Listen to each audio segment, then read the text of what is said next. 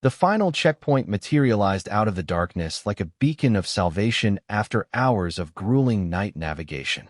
Emergency lights cast harsh shadows across the desert floor, illuminating a scene that looked more like a field hospital than a military checkpoint. Medical personnel moved efficiently among arriving soldiers, conducting rapid assessments for dehydration, exhaustion, and injury. James approached the checkpoint with the same measured pace he had maintained throughout the entire march.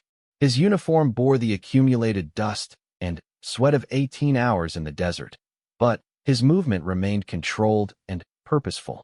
Several medical technicians looked surprised to see a ceremonial guard arriving under his own power when many elite special forces operators required assistance.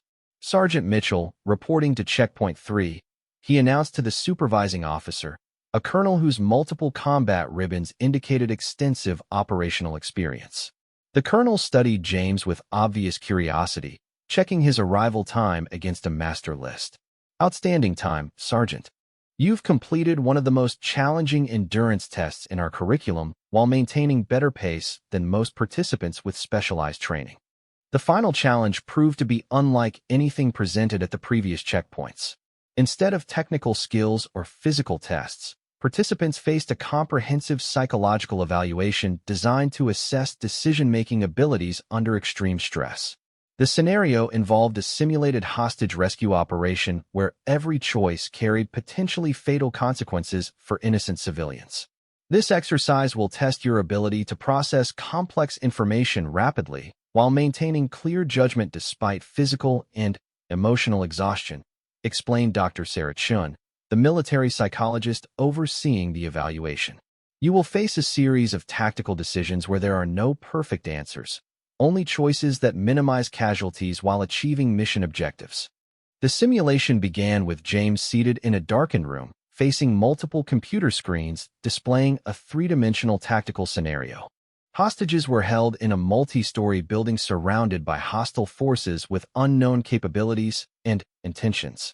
Intelligence information was limited and sometimes contradictory, forcing rapid decisions based on incomplete data.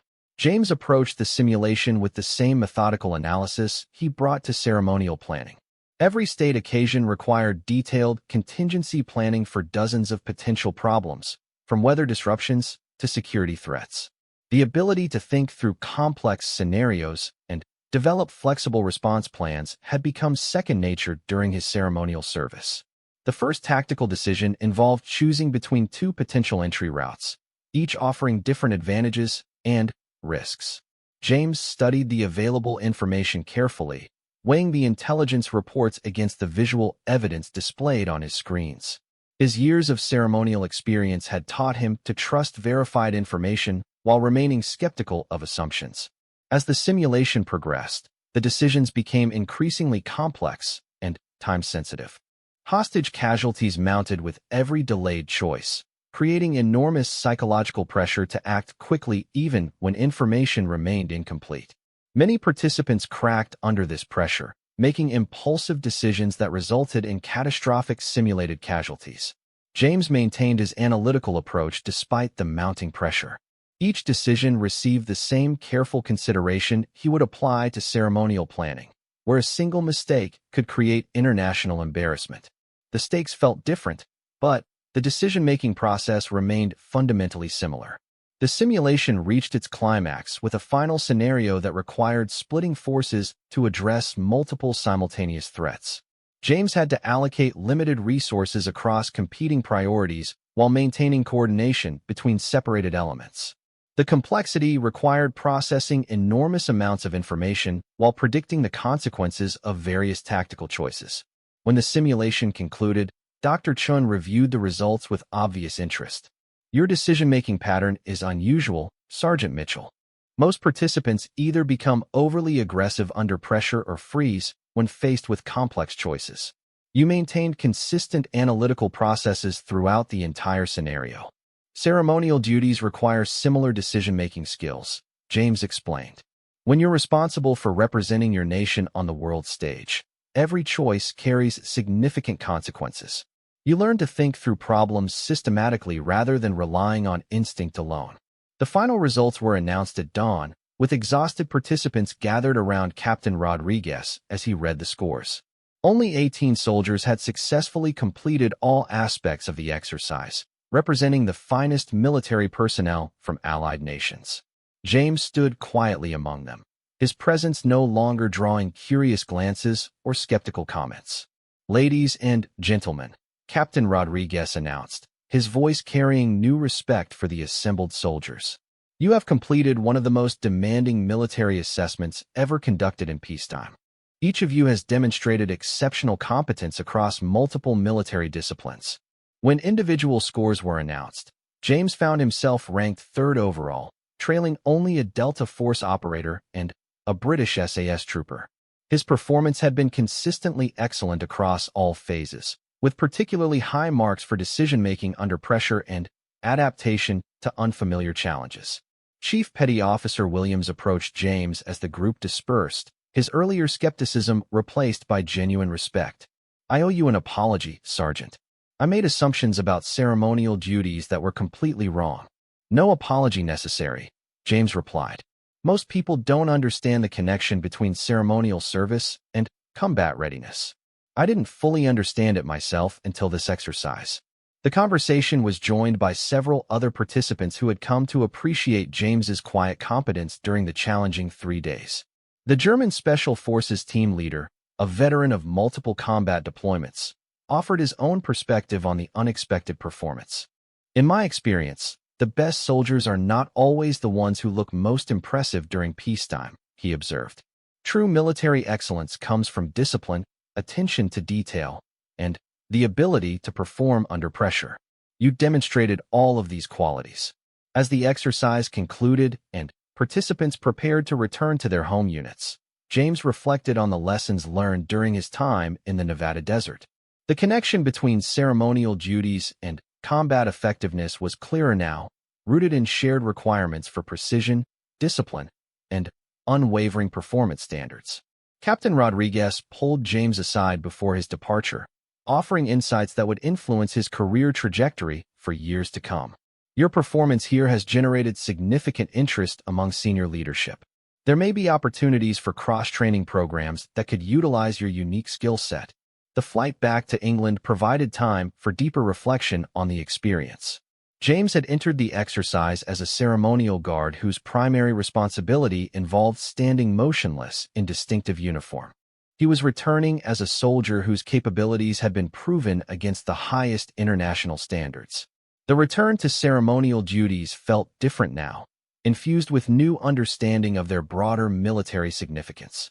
Standing guard at Buckingham Palace was not merely pageantry or tradition. It was preparation for any challenge that might require unwavering discipline and perfect execution under pressure.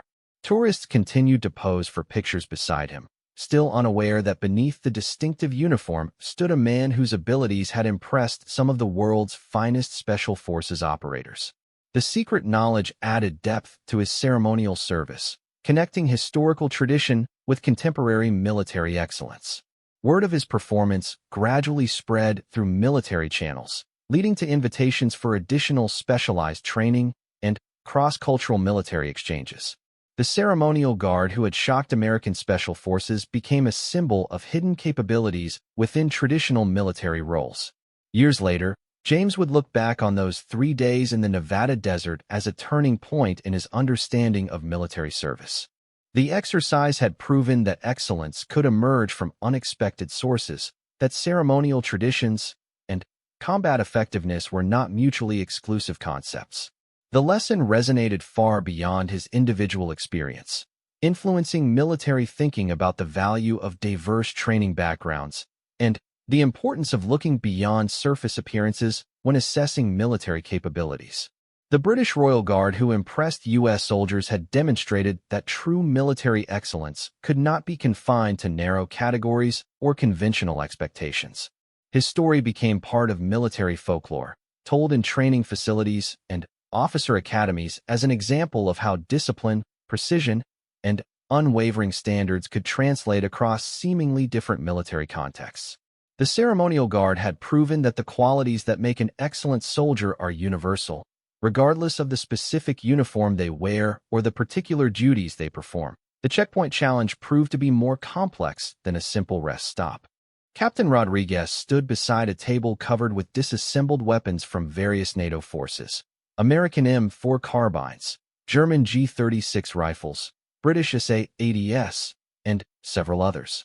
Each weapon had been completely broken down into its component parts and mixed together in a chaotic jumble of springs, bolts, barrels, and receivers. Your checkpoint task is weapons assembly under time pressure, the captain announced to each arriving soldier. You have 15 minutes to correctly assemble any 3 weapons from this collection. Incorrect assembly results in a 2-hour time penalty.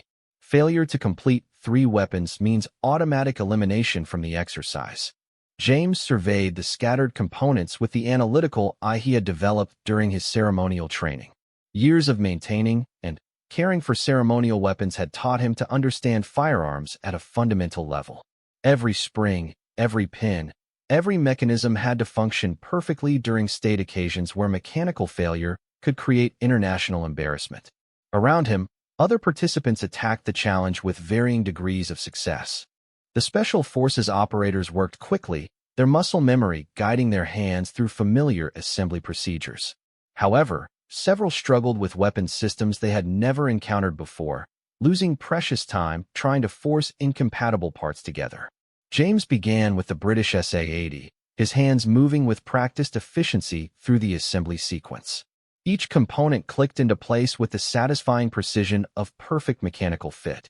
The rifle took shape under his guidance like a complex puzzle being solved by someone who had memorized every piece. Moving to an American M4, he applied the same methodical approach. While he was less familiar with this particular weapon system, his understanding of general firearms principles allowed him to work through the assembly logically. Each connection made sense when viewed as part of the larger mechanical system. For his third weapon, James chose a German G36, attracted by its reputation for reliability and innovative design. The unfamiliar components required more careful study, but his systematic approach served him well. Where other soldiers rushed and made mistakes, he worked steadily and deliberately. With 3 minutes remaining on the clock, James completed his third weapon assembly. Each rifle was not only correctly assembled, but also properly aligned and ready for operation. The supervising sergeant checked each weapon carefully, nodding approvingly as he verified the correct assembly and function. "Impressive work, Sergeant," the supervisor commented, "especially on systems you've obviously never worked with before. That kind of adaptability doesn't come from just reading technical manuals." James accepted the compliment with the same neutral expression he maintained during ceremonial duties. "Experience with one mechanical system usually translates to others, sir. The principles remain constant even when the specific implementations vary." As he prepared to continue the march, James noticed that several participants had failed the checkpoint challenge entirely. Their elimination reduced the field to 38 soldiers, creating visible gaps in what had been a continuous stream of personnel moving across the desert landscape. The second leg of the march proved even more demanding than the first. The route led through a series of steep-sided valleys where the sun's heat became trapped and concentrated, turning the march into a trek through a natural oven. Rocky terrain made footing treacherous, and several soldiers suffered minor injuries from falls or twisted ankles. James found that his ceremonial experience served him well in this environment too. Years of standing perfectly still on uneven surfaces while wearing heavy, awkward equipment had developed his balance and proprioception far beyond normal levels. Where others stumbled on loose rocks or struggled with the weight distribution of their packs, he moved with the sure-footed confidence of someone accustomed to maintaining perfect posture under adverse conditions. The psychological pressure intensified as the day wore on. Desert navigation required constant attention to detail, with small errors in compass bearing or pace counting potentially leading to dangerous situations. Several participants had already been recovered by search teams after becoming lost, their elimination serving as stark reminders of the consequences of overconfidence. James maintained his steady pace while carefully monitoring his navigation progress. The map reading skills required for ceremonial route planning proved surprisingly applicable to desert navigation. Both required meticulous attention to detail, the ability to visualize terrain from two-dimensional representations, and the discipline to double-check every calculation. By late afternoon, the second checkpoint came into view, a small collection of vehicles positioned on high ground overlooking a narrow canyon. This checkpoint buzzed with different energy than the first, and James could see why as he approached. The challenge here involved live-fire exercises using the weapons assembled at the previous checkpoint.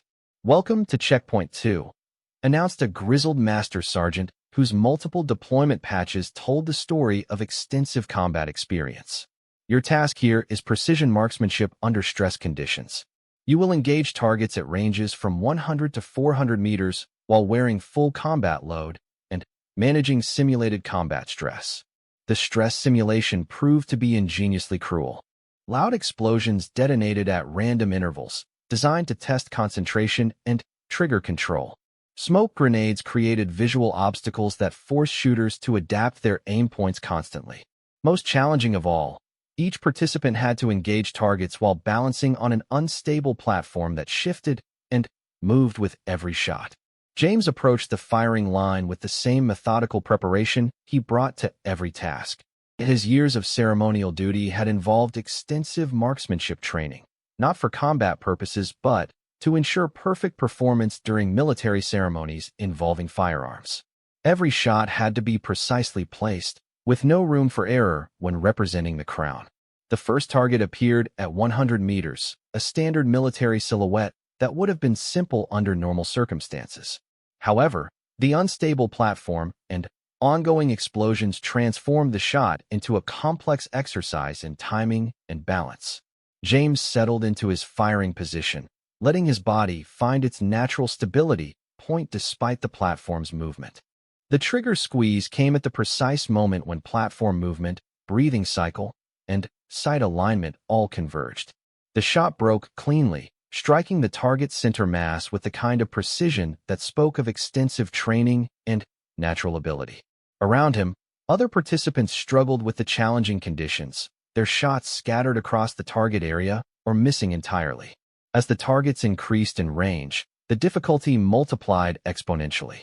400-meter shots required precise ballistic calculations, perfect wind reading, and exceptional trigger control. The unstable platform and stress conditions turned what should have been routine precision shooting into an extreme test of marksmanship fundamentals. James continued his methodical approach, treating each shot as an individual problem to be solved rather than part of a rapid sequence. His ceremonial experience had taught him that precision always trumped speed, that perfect execution of basic fundamentals would ultimately prove superior to rushed attempts at advanced techniques. The final target stood at the maximum range, positioned on a hillside that required precise elevation adjustments and careful consideration of environmental factors. A light wind had begun to blow across the canyon, adding another variable to an already complex shooting problem. Several participants had already failed to engage this target successfully, their elimination reducing the field even further. James studied the target through his rifle scope, calculating the necessary adjustments for range, elevation, and wind drift. The ceremonial shooting he had done involved similar precision requirements, though under very different circumstances. The fundamental principles remained the same: perfect sight alignment, smooth trigger control, and absolute follow-through. The shot felt perfect as it broke, the rifle settling naturally back into the firing position as the bullet traveled downrange. Through his scope, James watched the impact strike precisely where he had aimed, the target falling backward to indicate a successful hit. The supervising sergeant recorded the score with obvious satisfaction. "Outstanding marksmanship, Sergeant Mitchell." The master sergeant commented as James completed the firing exercise. "That kind of precision shooting under adverse conditions is exactly what we're looking for in this program."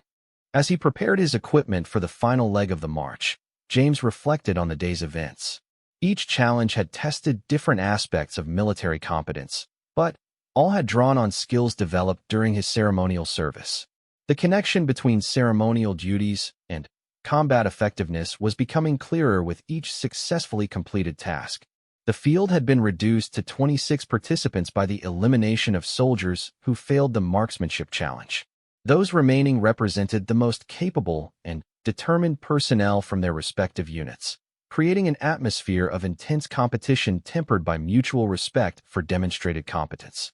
The final leg of the march would take them through the most challenging terrain yet, a series of steep climbs and dangerous descents through rocky badlands where a single misstep could result in serious injury. Night would fall before the march concluded, adding the complexity of navigation in darkness to an already demanding physical challenge. James checked his equipment one final time, ensuring that every piece was properly secured and positioned for the difficult journey ahead.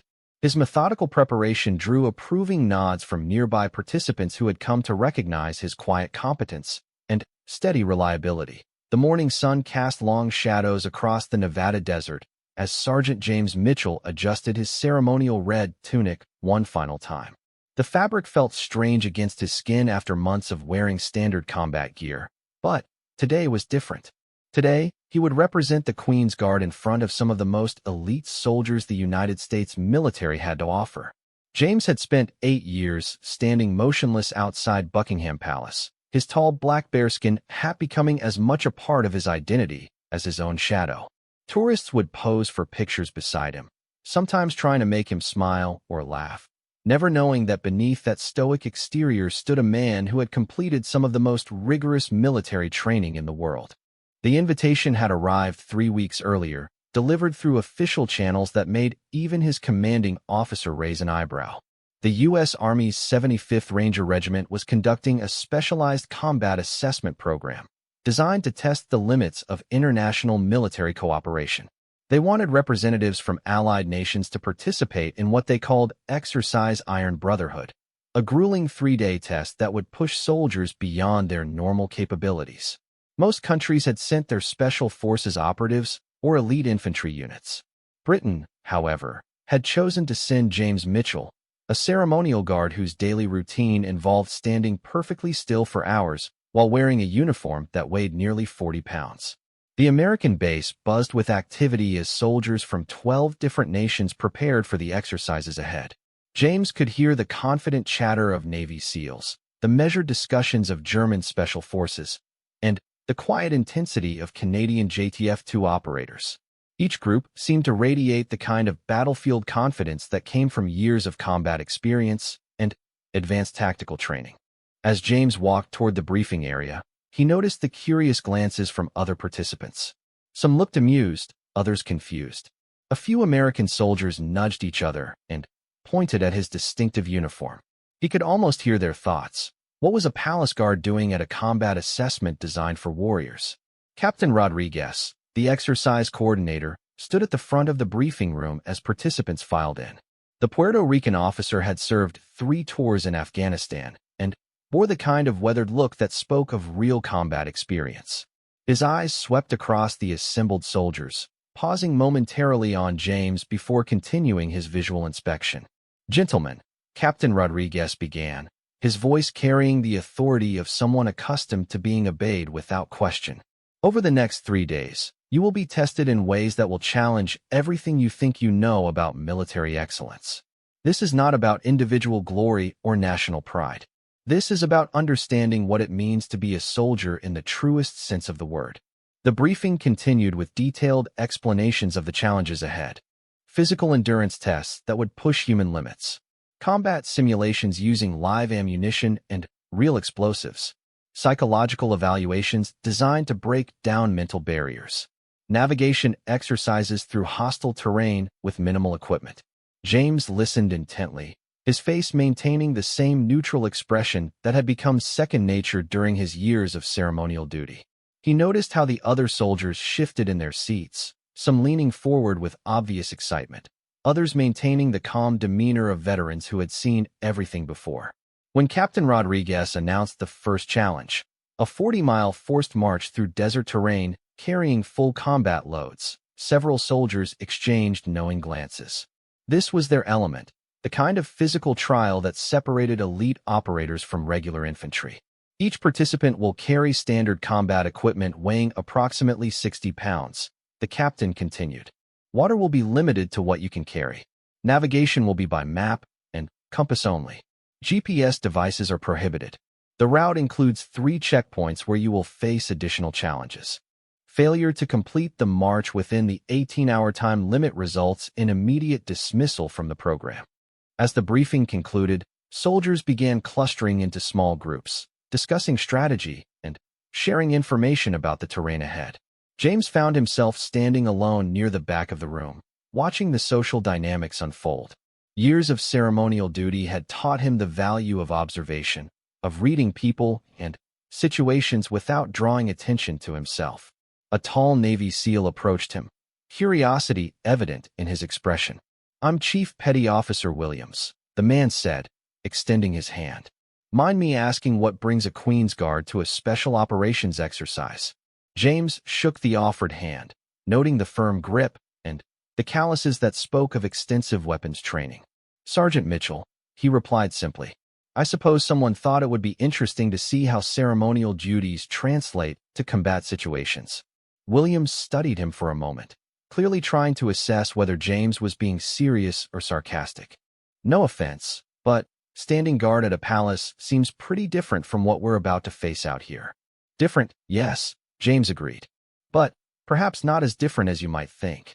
The conversation was interrupted by Captain Rodriguez calling for equipment distribution. Each soldier received identical gear, standard combat uniform, boots, tactical vest, backpack, weapons, ammunition, navigation tools, and survival supplies.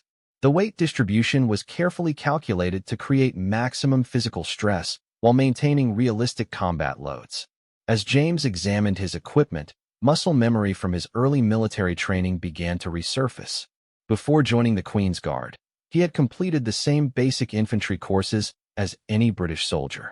The weight of the rifle felt familiar in his hands, and the tactical vest settled naturally across his shoulders.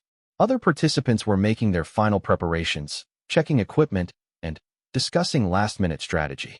The German Special Forces team moved with mechanical precision, each member performing identical equipment checks in perfect synchronization. The Canadian operators worked quietly, their movements economical and purposeful.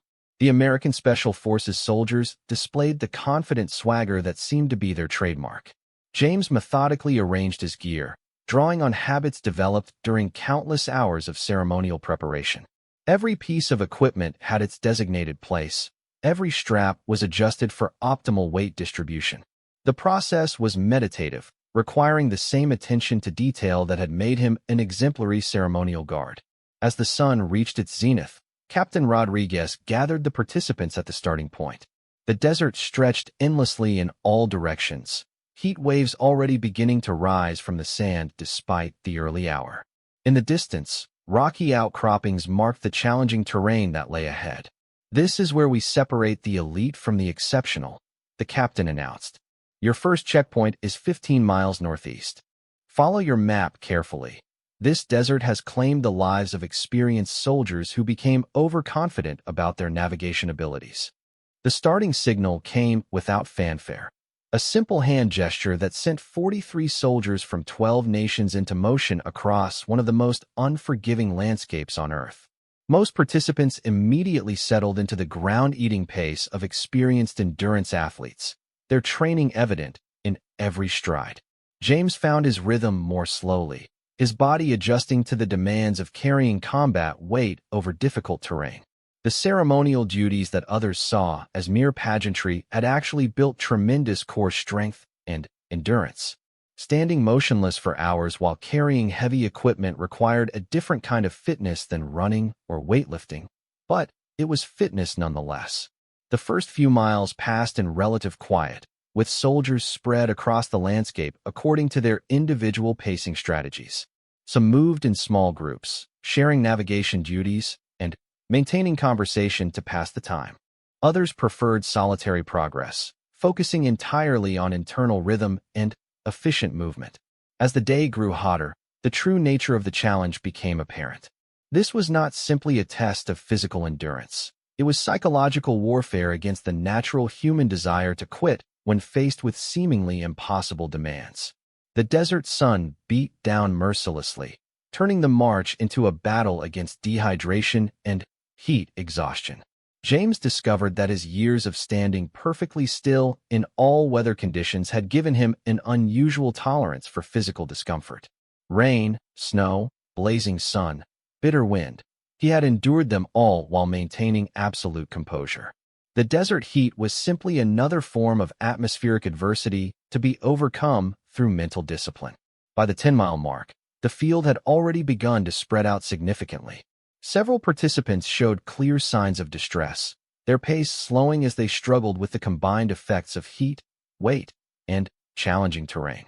James maintained his steady rhythm, neither pushing to keep up with the fastest participants nor allowing himself to fall behind the main group. The first checkpoint appeared as a cluster of tents and vehicles in a natural depression between two ridgelines. Medical personnel stood ready to assess each participant, while exercise supervisors verified navigation accuracy and recorded arrival times. The checkpoint bustled with activity as soldiers arrived, received their additional challenge instructions, and prepared to continue. James approached the checkpoint with the same measured pace he had maintained throughout the march. His uniform showed sweat stains and dust accumulation, but his breathing remained controlled and his movement steady. Several observers noted his arrival with obvious surprise. The ceremonial guard was not only keeping pace, but appeared to be suffering less than many supposedly elite operators.